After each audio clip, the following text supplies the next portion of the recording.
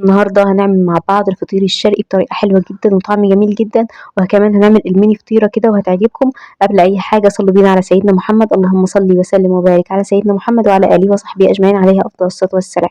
هنعملها بطريقة حلوة جدًا وهتعجبكم، ويالّا بينا بقى نخش. شايفين بصوا شكل الفطير ما شاء الله حلو جدًا ومورق وجميل، بجد جربوه على ضمانتي هيعجبكم جدًا. نصلي بينا على النبي عليه الصلاة والسلام ونخش بقى نبدأ نشوف هنعمل إيه. ما تنسوش طبعًا تشتركوا في القناة وتفعلوا الجرس واكتبوا لي كومنت تقولوا إيه رأيكم في الفيديوهات اللي بانزّلها. أول حاجة أنا معايا نُص كيلو من الدقيق، نُص كيلو من الدقيق هاحط عليهم رشة من الملح ومعلقة صغيرة من السكر، وهاحط عليهم المَيّة حسب الدقيق بتاعِك، ممكن الدقيق بتاعِك ياخد نُص لتر، ممكن ياخد أقل، كوبايتين على حسب. فأنا هازوّد مَيّة كده بالتدريج. طبعًا لو ما عندكيش عجان اعملي على إيدِك عادي، بس أهم حاجة في الفطير عشان يطلع معاكِ مضبوط والعجينة مضبوطة إن أنتِ تعجنيه بضمير، يعني يكون عندِك كده خُلق شوية وتعجنيه 10 دقايق كده والّا حاجة. أنا بازوّد مَيّة بالتدريج لحد ما العجينة تلِم معايا. العجينة القوام بتاعها لازم تكون ملزقة سِنّة بسيطة خالص، بسيطة خالص، خالص يعني. فأنا حطيت لها تقريبًا كوبايتين ونُص من المَيّة، وفضلت أقلِّب كده زي ما أنتم شايفين لحد ما وصلت للقوام اللي أنا عايزاه، وبرضه فضلت أسيبها تتضرب كده شوية عشان تخدم نفسها والعجينة تبقى طرية معايا خالص لحد ما وصلت للشكل اللي أنتم شايفينه. رجعت قلّبتها من الناحية التانية لإن العجان ممكن يسيب الجزء اللي فوق ما يضربهوش، فقلّبتها من الناحية التانية برضه وضربتها كويس كده جدًا. وبعدين بعد العجن هتسيبيها ترتاح بين كل مرحلة والتانية تسيبيها ترتاح. أنا هاسيبها ترتاح نُص ساعة بعد العجن. أهم حاجة نرشّها من تحت ومن فوق زيت ونسيبها ترتاح النُص ساعة. وطبعًا بعد ما ترتاح النُص ساعة هنبتدي إن إحنا نجيبها ونستخدمها، بس أنا هاسيبها كده نُص ساعة مع نفسها. وبعدين جبت بقى المفرش زي ما أنتم شايفين عشان بعد ما ارتاحت نبتدي إن إحنا نقطّعها. هنقطّعها على 4 كِوَر. ال4 كِوَر دول أنا هاعمل بيهم 4 فطيرات بس صغنّنين خالص، يعني ميني فطير ميني صغنّن كده خالص. فده بنُص كيلو دقيق، يعني نُص كيلو دقيق هيطلّع معاكِ 4 فطيرات صغنّنة خالص زي ما أنتم شايفين. طبعًا الحشو اللي أنتِ عايزاه طبعًا أنا مش هاقول لِك يعني حشو معيّن، اللي أنتِ عايزاه واللي عندِك حطّيه حتى لو باقي تلاجة.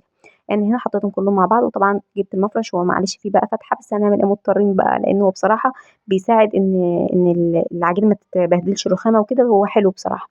فاضطريت بقى أستخدمه وهو مقطوع أمّا أجيب واحد جديد. وهنا بقى بدأت إن أنا أفرد العجين، طبعًا هافرده بزيت كويس أوي، أوي.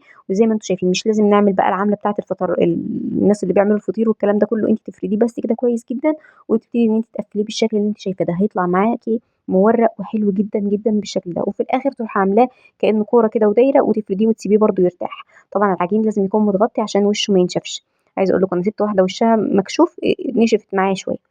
فأنا هنا حتى لو اتقطعت منِّك عادي خالص افضلي شغالة لحد ما تخلّيه طري كده زي ما أنتم شايفين ورقيق، وتعملي الحركات اللي أنتِ شايفاها دي، هيطلع معاكِ العجين حلو جدًا. جبت هنا بقى صاج وحطيت عليه زيت، وحطيت عليه الفطيرتين اللي أنا فردتهم أو اللي أنا عملت فيهم توريقة من جوّه، وهاغطيه وهاسيبهم عشان يستريحوا عشان لمّا آجي أفردهم يتفردوا كويس. وجبت بقى أخدت الكورتين التانيين برضه بدأت أعمل فيهم نفس الخطوات. طبعًا أمّا أنتِ تدخّلي له هوا كده من الجناب ترفعي الفطيرة وتدخّلي له هوا هتلاقيها بترق معاكِ جدًا. وعشان تبقى سهلة عليكِ هاتي العجينة من جوّه، يعني من جوّه كده لبرّه، يعني سيبي الأطراف في الأول وهاتي من جوّه لبرّه وبعدين اشتغلي على الأطراف. حطيت بقى الحشو هنا، حطيت جبنة شيدر وكمان حطيت سوسيس كان عندي وفلفل وطماطم وكمان زيتون. ما كانش عندي جبنة موتزاريلا فقُلت ما أوقّفش نفسي عليها عادي. هنا بقى دي العجينة. أنا عملت الشكل الأولاني للعجينة اللي قفّلتها نُصّين كده، ودي برضه فتحتها زي ما هي كده ما تنيتهاش زي الأولانية، وحطيت فيها سجق وحطيت فيها فلفل وزيتون وطماطم وقفّلتها برضه، وفي الآخر باخلّيها تاخد شكل الدايرة كده وبرضه باسيبها ترتاح. طبعًا العجينة المحشية في 2 محشيين و2 لأ. المحشيين أنا باضغط عليهم بس هاسيبهم كده شوية لإني حسّيت إن الصاج صغنّن عليهم فرجعت نقلت، خلّيت 2 في صاج و2 في صاج تانيين. ف بدأت بقى إن أنا أعمل واحدة زي وِش بيتزا كده، يعني ما قفلتهاش سِبتها زي ما هي كده مكشوفة. يعني ما حشيتش الفطيرة من جوّه. و ال ال التانية عملتها برضه بنفس الشكل. يعني أنا عملت 2 يكونوا مكشوفين كده زي وِش بيتزا، والباقي عملته اللهم صل على النبي مقفول. والاتنين عايزة أقول لكم كان فعلًا أحلى من بعض. بعد بقى ما جبتهم حطيتهم كده برضه في زيت. ضروري، ضروري بعد كل خطوة تسيبي العجينة ترتاح. هنا دي واحدة برضه عملتها وِش سجق كده، وِش سجق وجبنة وزيتون. وبعدين بقى جبت بيضتين وخلطتهم كده مع شوية فلفل أسود وشوية ملح، وفضّيت على العجين كلّه. كل اللي أنا عملته فضّيتها كده عليه شوية بُساط كده مش كتير، اللي كانت وشّها فاضي دي اللي زوّدت عليها يمكن بيض شوية. هادخّلهم الفرن على أعلى درجة حرارة على الرف اللي تحت، هادخّلهم كده في الفرن مع نفسهم شوية على أعلى درجة حرارة. أول ما يبتدوا إن هُم ياخدوا لون من تحت أروح بقى مطلّعاهم ياخدوا لون من الشواية من فوق كده وبس. ده كان شكلهم بصراحة كانوا بجد طعمهم حلو أوي وشبّعوا العيال بنُص كيلو دقيق. الولاد فرحانين ومبسوطين وعاجباهم أوي الأكل. وبس بقى أول ما خدوا لون من فوق من تحت بدأت إن أنا أطلّعهم. باقطّعهم. في واحدة طلعت معايا رقيّقة شوية كده زي ما أنتم شايفين، بس عايزة أقول لكم والله كلّهم كانوا مرّقين وجمال جدًا، جرّبوها وبجد مش هتندموا على ضمانتي. دول 2 طلعوا كده في الأول أخدوا الوِش، رُحت مطلّعاهم وزي ما أنتم شايفين بجد حلوين وفي منتهى الجمال، وجرّبي الطريقة وهتعجبِك جدًا.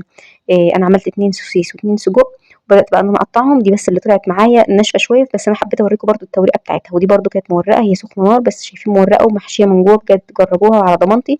وبس كده لو عجبكم الفيديو ما تنسوش تشتركوا في القناة وتفعّلوا الجرس وتكتبوا لي تعليق. أسيبكم بقى في رعاية الله، مع السلامة.